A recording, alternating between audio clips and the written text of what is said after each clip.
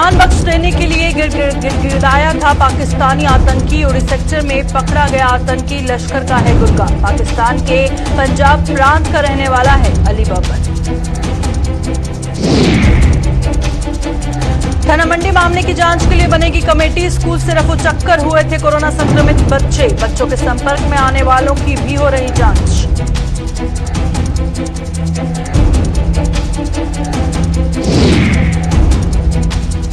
नशेड़ियों से सामाजिक बहिष्कार करेगी नगरोटा की पंचनाई पंचायत। शपथ लेकर पुलिस को हर संभव सहयोग का दिया भरोसा।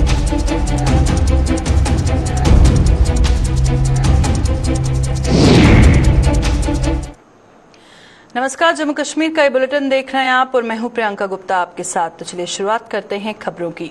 कश्मीर घाटी के बारामूला जिले के उड़ी सेक्टर में आज जिंदा पकड़ा गया पाकिस्तानी आतंकी अली बब्बर सुरक्षा बलों के सामने जान बख्श देने के लिए गिड़गिड़ाया था। मेजर जनरल वीरेंद्र वत्स ने हमारे संवाददाता के साथ विशेष बातचीत के दौरान इस पूरे ऑपरेशन के पहलुओं को साझा करते हुए बताया कि अली बब्बर सहित 6 आतंकियों ने एलओसी से घुसपैठ की थी, लेकिन इसके 4 साथ भागने में सफल रहे और 2 को इस ओर घेर लिया गया। अली बब्बर का साथी आतंकी मार गिराया गया, जबकि जिसके बाद अली ने सुरक्षा बलों से उसकी जान बख्श देने की गुहार लगाई थी, जिसके चलते उसे भी मार गिराने की बजाय गिरफ्तार कर लिया गया। और मेजर जनरल वीरेंद्र वत्स ने बताया कि लश्कर का आतंकी है जिसने पाक अधिकृत कश्मीर में ट्रेनिंग ली थी। उन्होंने ये भी बताया मात्र हथियार इस ओर पहुंचाना इस ग्रुप का मकसद नहीं था, बल्कि ये सभी किसी और मंसूबे से इस ओर आए थे। पाकिस्तान कश्मीर के सुधर रहे हालात से बौखला गया है और यही वजह है कि लॉन्च पैड्स पर भी गतिविधियां बढ़ गई हैं। 18 की रात से ये ऑपरेशन जारी रहा। कई बार इन टेररिस्ट ने कॉर्डन तोड़ के निकलने की कोशिश की, जिसमें फायर फाइट हुए, लेकिन ये कॉर्डन से निकलने में नाकामयाब रहे। 25 की शाम को नाले में हमारे फोर्सेस में इनका एनकाउंटर हुआ और एक टेररिस्ट उसमें न्यूट्रलाइज किया गया। जब एक टेररिस्ट न्यूट्रलाइज हो गया तो उसका जो साथी था वो चिल्लाने लगा कि अपनी जान की भीख मांगने लगा, बोला मुझे बचा लो। तो प्रिकॉशंस लेते हुए हमने उसको कस्टडी में लिया, क्योंकि एक निहत्थे आदमी पर, चाहे वो टेररिस्ट हो या सैनिक हो कोई एनिमी का, हम फायर नहीं करते। और जब इसको कस्टडी में लिया गया, इसने कई चीज़ें तफसील में बताई हैं। ये पाकिस्तान का सिटीज़न है, पोकारा विलेज, जो टिल हम दे चुके हैं, दीपालपुर गांव है इसका। लश्कर तैयबा में इसकी ट्रेनिंग हुई है। इसने अपने खैबर कैंप की लोकेशन तफसील में बताई है। इसने पूरा खुलासा किया है कहाँ कहाँ इसकी ट्रेनिंग हुई, क्या इसकी टास्किंग हुई। इसको बताया गया था कि आप फेंस क्रॉस करके और सामान आपको पट्टन जाना है, कुछ सामान छोड़ के आना है, लेकिन ग्रुप को जो इस आया है हम उसको ठीक से देखें तो इनका मकसद सामान ड्रॉप करना नहीं, कुछ और था, पट्टन की तरफ ही जा रहे हैं। और ये भी खुलासा किया कि जब ये क्रॉस करने आ रहे थे, 3 पोर्टर थे इनके साथ में जो लाइन ऑफ कंट्रोल के साथ आए थे। तो इससे ये जाहिर होता है कि लाइन ऑफ कंट्रोल पे इतनी ज़्यादा तादाद में हरकत होना तभी हो सकता है जब पाकिस्तान सेना इसमें शामिल है। राजौरी जिले के थाना मंडी इलाके में सोमवार को कोरोना पॉजिटिव पाए गए 32 स्कूली बच्चों के एकाएक स्कूल से रफूचक्कर हो जाने से पुलिस प्रशासन के हाथ पांव फूल गए हैं। थाना मंडी के लोगों द्वारा इसका कड़ा नोटिस लिए जाने पर प्रशासन ने इस पूरे मामले की जांच के लिए एक कमेटी का गठन करने का ऐलान किया है। राजौरी के सीएमओ डॉक्टर भट्टी ने बताया कि जांच कमेटी के गठन और उसकी जांच में जो भी दोषी पाया गया उसके खिलाफ सख्त एक्शन लिया जाएगा। सीएमओ ने यह भी बताया कि डीडीसी चेयरमैन के प्रयासों से अभिभावक कोविड पॉजिटिव पाए गए और अपने अपने बच्चों को कोविड केयर सेंटर भेजने पर राजी हो गए हैं और अब इन बच्चों के संपर्क में आने वालों की जांच के लिए भी अभियान छेड़ दिया गया है। तो उसमें बाकी 3 लोग वहाँ पे बैठे, एसडीएम साहब बैठेंगे, तहसीलदार साहब रहें, या जिसको भी वो नॉमिनेट करना चाहते हैं, एक इंक्वायरी कमेटी बैठ जाएगी। तो उसके बाद जो डिसीजन होगा, जो कसूरवार पाया जाता है उसको वो सजा दे रहे, उसमें कोई प्रॉब्लम नहीं है। वहाँ से बच्चे निकल के मेरे ख्याल से थोड़ा सा उनसे रहा है ये ऐसा वैसा, लेकिन अब इसमें जो उनको शिफ्ट किया जाना था उसमें थोड़ा सा सब लोगों को कॉपरेशन दिखानी चाहिए थी, तो जो हमें कॉपरेशन नहीं मिली।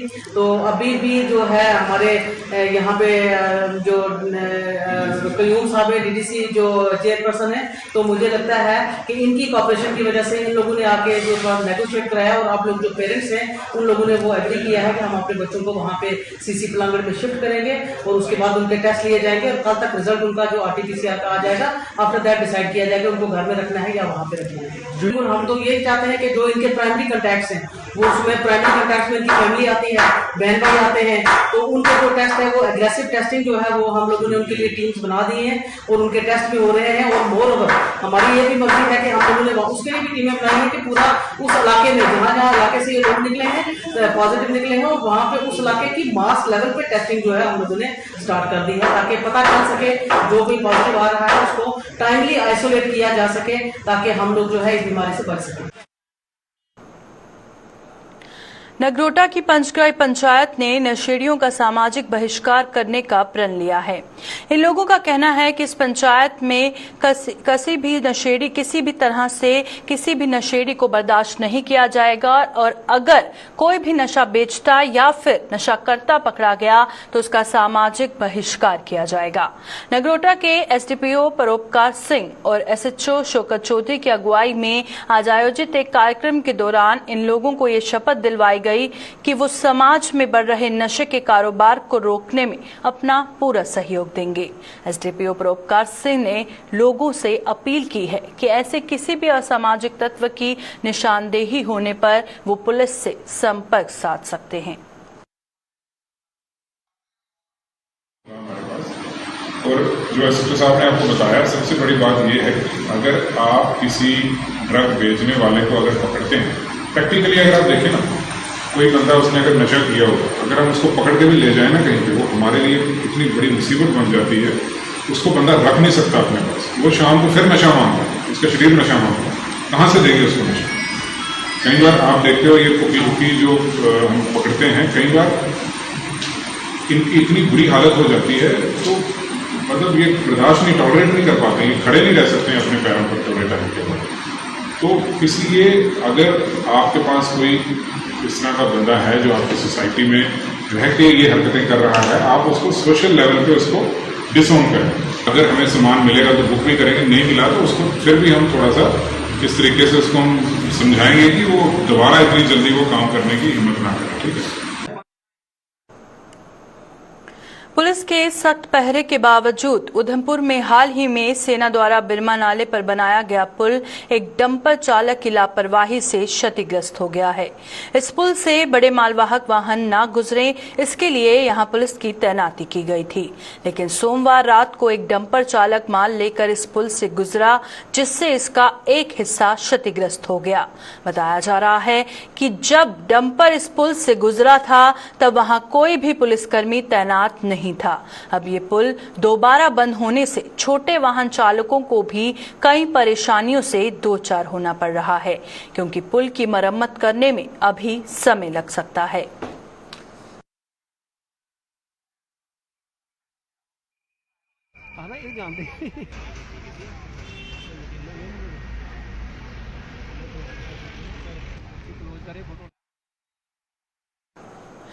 पूर्व मंत्री व भाजपा के राज्य उपाध्यक्ष श्यामलाल चौधरी ने हाल ही में हुई जिला स्तरीय ताइक्वांडो चैंपियनशिप में 22 गोल्ड मेडल अपने नाम करने वाले सुचेतगढ़ विधानसभा के खिलाड़ियों की पीठ थपथपाई है। पूर्व मंत्री ने आज इन खिलाड़ियों को सम्मानित किया और उम्मीद जताई कि आने वाले समय में भी वे राष्ट्र और अंतर्राष्ट्रीय स्तर की प्रतियोगिताओं में सुचेतगढ़ और अपने अभिभावकों का नाम रोशन करेंगे।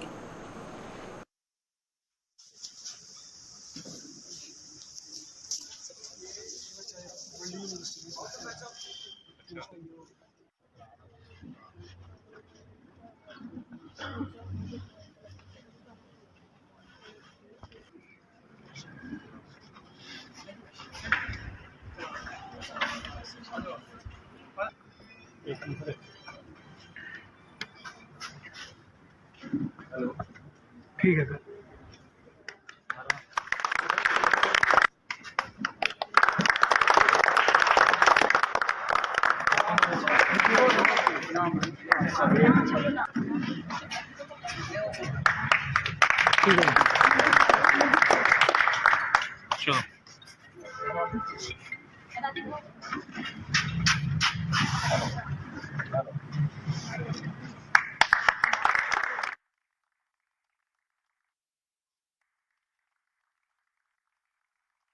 मेरी तो आज से पहले भी यही प्रयास रहा कि मेरे एरिया में जितने भी एरिया है उसमें खेलने के लिए अच्छा ग्राउंड हो, अच्छे ग्राउंड में बच्चे जाकर खेलें और बच्चे खेल के आगे बढ़े।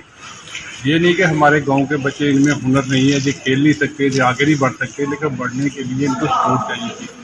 और जब से मैं इस फील्ड में आया और मेरी कोशिश रही कि मैं अपने बच्चों के लिए किस तरह की भी स्पोर्ट हो इनको करूँ, चाहे मार्शल स्पोर्ट हो, चाहे फाइनेंशियल स्पोर्ट हो, चाहे किसी किस्म की स्पोर्ट हो। मैं आज से पहले भी करता रहा हूँ, तो आज भी मेरा यही प्रयास रहता है कि हम अपने बच्चों के लिए, अपने इलाके के बच्चों के लिए, जिस तरह आज छोटे छोटे बच्चे जो खेलने गए और खेल के मेडल आए हैं, ये आगे जाकर भी इससे भी जब बड़े होकर और आगे बढ़ेंगे, नेशनल लेवल भी खेलने, इंटरनेशनल भी खेलने, और हमें यही खुशी होगी कि मेरे एरिया के बच्चे जाकर आगे। जैसे 22 गोल्ड आए हैं, 4 सिल्वर आए हैं और 5 ब्रोंज आए हैं। बहुत ही अच्छा प्रदर्शन रहा आरएसपुरा टीम का। और सर ने हमारी बहुत हेल्प की है। हम पिछले साल 2019 में हम इंटरनेशनल चैम्पियनशिप खेलने गए थे, जिसमें सर ने हमको फाइनेंशियल सपोर्ट किया और आगे हमारी वर्ल्ड यूनिवर्सिटी चैम्पियनशिप में मेरी सिलेक्शन हुई है, चाइना में हुई है, इंटरनेशनल लेवल पे। और सर ने वो पोस्टपोन होगी, लेकिन सर ने उसके लिए भी हमारी बहुत हेल्प की है।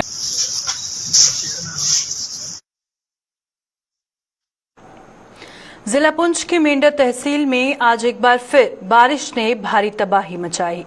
मेंढर का तबाह हो चुका ड्रेनेज सिस्टम स्थानीय लोगों, खासतौर पर दुकानदारों के लिए आफत का सबब बन रहा है, लेकिन इसके बावजूद भी म्युनिसिपल कमेटी लंबी ताने सोया है।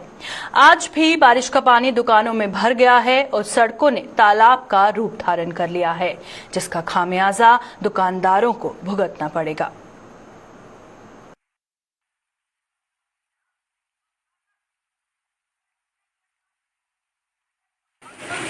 बात ऐसे है कि आज जो बारिश हुई है, अचानक बारिश हुई है, यहाँ कोई भी बंदोबस्त नहीं है, जो इंतजामिया मेंढर है, जिसकी वजह से लोगों का काफ़ी दुकानों के अंदर पानी गया, कोई नाली नहीं है, तो कुछ भी बंदोबस्त नहीं है।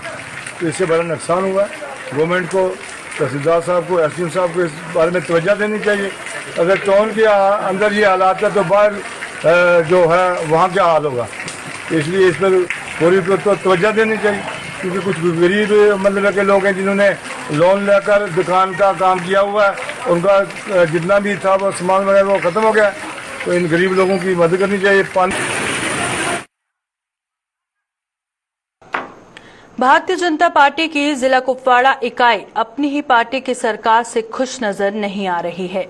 इकाई के सीनियर लीडर अब्दुल रशीद जरगर ने आरोप लगाया है कि मौजूदा समय में कुपवाड़ा में विकास कार्यों की अनदेखी की जा रही है। उन्होंने आरोप लगाया कि जिले में सड़कों से लेकर स्वास्थ्य व्यवस्था तक चरमरा गई है।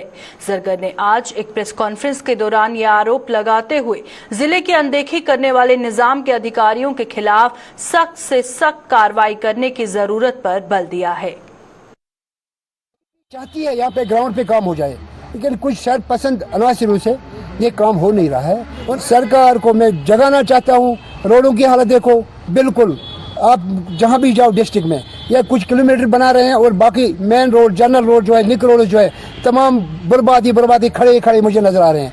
अस्पताल में जाओ, वहाँ भी सिस्टम ठीक नहीं है। डॉक्टर साहब अपने तरीके से बात बोल रहे हैं, सीएमओ साहब अपने तरीके से, और डीसी साहब से मैं गुजारिश करता हूँ, मेहरबानी करके हाथ जोड़कर मैं उससे गुजारिश करता हूँ कि मीटिंग ले लो इनकी, और ग्राउंड पे हमें काम चाहिए। और सरकार को भी हरकत में आना चाहिए, इन अफसरों को इनका लिस्ट बनना चाहिए जो काम नहीं करना चाहते। और पुराना सिस्टम जो है नेशनल कॉन्फ्रेंस पीडीपी का, लोग हम पे उंगली उठा रहे हैं, सरकार आपकी है, लेकिन हम कोशिश कर रहे हैं कि लोगों तक हर एक चीज का फायदा मिलना चाहिए और जो सरकार की स्कीम है वो लोगों तक पहुंचना चाहिए।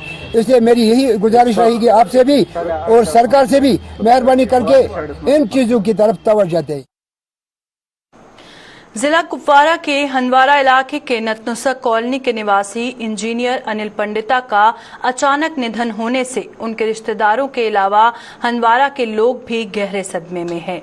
अनिल पंडिता को सोमवार को अचानक दिल का दौरा पड़ने पर अस्पताल पहुंचाया गया था, लेकिन वहां इलाज के दौरान उनका निधन हो गया।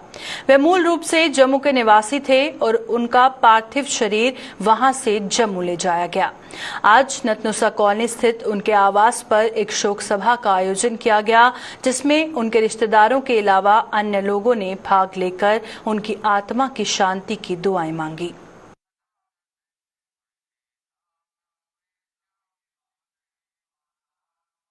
अनिल जी बहुत एक डेडिकेटेड जेई थे, बहुत पूरे इलाके को संभालते थे, लगभग हंदवारा टाउन, कंडी, कावरी सब जगह संभालते थे वो। एज यूजुअल हम सारे निकलते हैं सुबह 10 बजे मॉर्निंग में, वो भी निकल गए।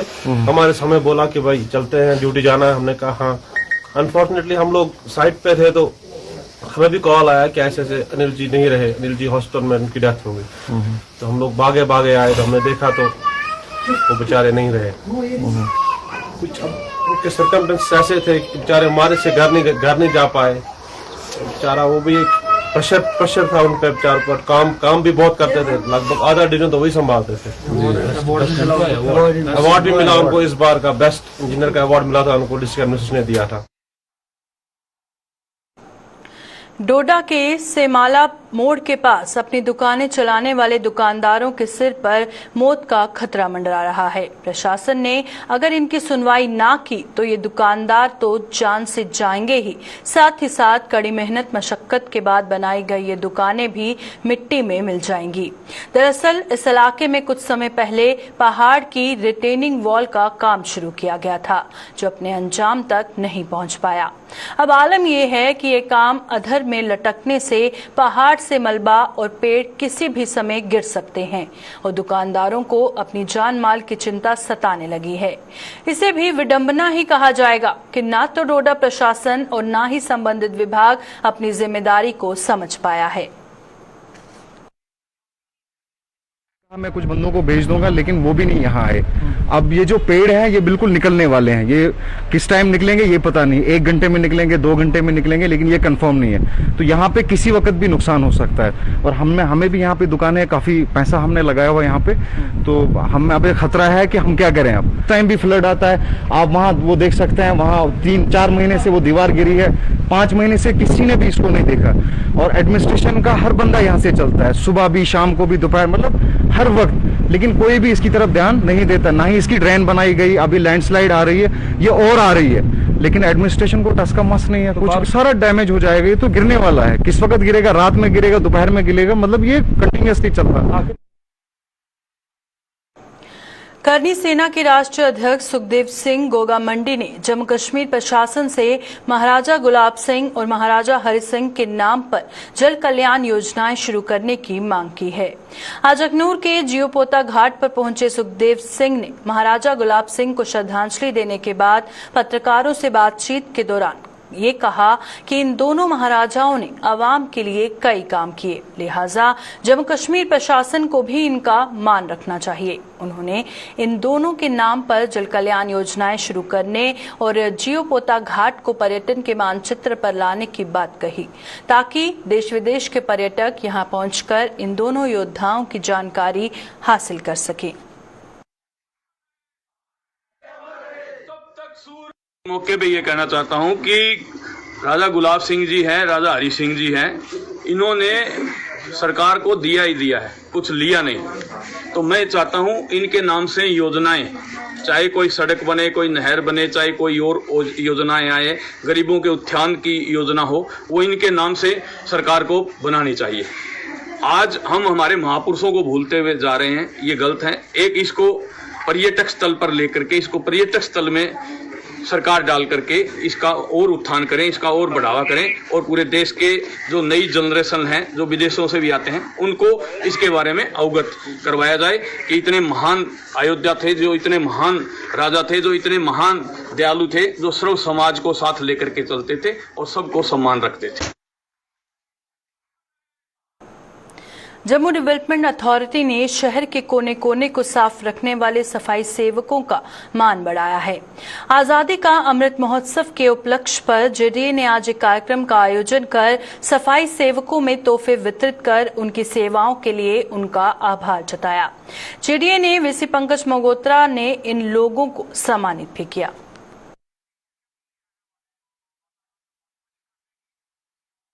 मैं आज यही कहूँगा कि आज बड़ी खुशी हमें प्रकट हो रही है कि हमने अपने समाज के ऐसे वर्ग को ऑनर किया है और उनको रादर थैंक यू किया है, उनका मतलब धन्यवाद किया है कि वो हमारे प्रांगण को, हमारे माहौल को साफ और स्वस्थ रखते हैं। तो आज आज़ादी के अमृत महोत्सव के तहत हमने ये छोटा सा कार्यक्रम किया और अपने जो जेडीए के जो सफाई मित्र हैं तो उनको हमने प्रोत्साहित किया, उनका सम्मान किया और उनका धन्यवाद किया। शहीद भगत सिंह के 114वें जन्म दिवस पर आज देश भर में उन्हें श्रद्धांजलि दी गई। जम्मू कश्मीर में भी कई संगठनों ने अपने अपने स्तर पर कार्यक्रमों का आयोजन कर शहीद भगत सिंह को नमन किया। इसी कड़ी में आरिसपुरा में शहीद भगत सिंह संस्था ने आजादी की लड़ाई में शहीद भगत सिंह के योगदान को याद कर उनकी याद में लंगर भी लगाया। वहीं उधमपुर में भी शहीद भगत सिंह पार्क में लगी प्रतिमा पर लोगों ने फूलमालाएं चढ़ाकर उन्हें श्रद्धांजलि अर्पित की।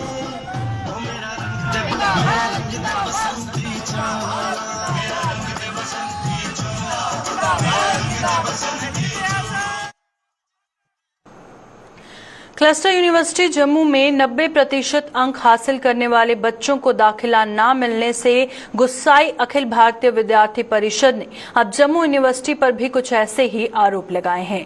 परिषद के बैनर तले आज कई छात्र छात्राओं ने जम्मू में डिवकॉम कार्यालय के बाहर प्रदर्शन किया और परिषद का कहना है कि प्रशासन 33% अंक हासिल करने वालों को भी कॉलेजों में दाखिला देने की बात कह रही है और लेकिन इसे विडंबना ही कहा जाएगा कि मौजूदा समय में 80 से 90% अंक लेने वाले बच्चे भी दाखिला न मिलने के कारण सड़कों पर धक्के खाने को मजबूर हो रहे हैं।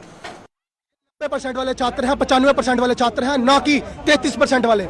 जम्मू हमारी जो गवर्नमेंट है वो कहती है 33% वाले बच्चे को भी सीट मिलनी चाहिए कॉलेजेस में। ये तो 90 वाले हैं, इनको नहीं मिल रही तो 33 वाले कहाँ जाएंगे। जम्मू यूनिवर्सिटी और क्लस्टर यूनिवर्सिटी हर साल बच्चों को रोड पे उतारती है इसी कारण से। जहां पर 2017 में क्लस्टर यूनिवर्सिटी, मैं जम्मू यूनिवर्सिटी की बात नहीं कर रहा हूं, क्लस्टर यूनिवर्सिटी 2017 में 5000 इंटेक करती है कैपेसिटी अपने स्टूडेंट्स की, वहीं उसको घटाकर 2021 में 2500 3000 कर दिया जाता है। बाकी इंटेक कैपेसिटी को कहाँ रखा जाता है। मैं अपने वाइस चांसलर साहब को ये पूछना चाहता हूँ, जम्मू यूनिवर्सिटी से भी ये पूछना चाहता हूँ, सीट्स कहाँ जा रही है, किसको देंगे। अगर इनको नहीं देंगे तो किसको मिल रही है सीट्स। अभी के बुलेटिन में फिलहाल इतना ही, दीजिए इजाजत, नमस्कार।